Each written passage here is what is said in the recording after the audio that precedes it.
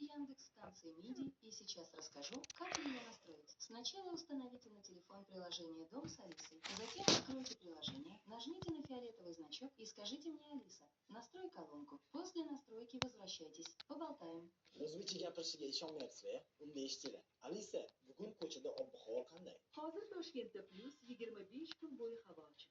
Vau, toza o'zbek tilida gaplashyapti. Alisa, sen o'zbek tilini qayerdan o'rganding? Men o'zbek tilini Yandexda o'rgandim. Avval rus va ingliz tillarida gapirganman, keyin esa o'zbek tilini ham o'zlashtirdim.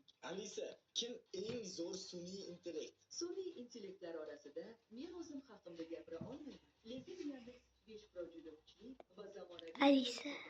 U ko'plab tillarni biladi, savollarga aniq javob beradi va ijodiy vazifalarni ham bajara oladi. Endi Alisa nafaqat buyruqlarni sizni ham juda yaxshi tushunadi. U musiqa qo'yadi, siz aytgan vaqtda budilnik qo'yadi, siz bilan hazillashadi. O'zbekcha versiyasi alohida zavq. O'zbekcha gapirib yozgan kommentariylar o'z kuchini ko'rsatyapti. Endi ham kommentariylarni ayamaydi. Ushbu Alisa kolonkalarini halol muddatiy to'lov evaziga Texnomartdan o'zingizga qulay to'lov bilan xarid qiling.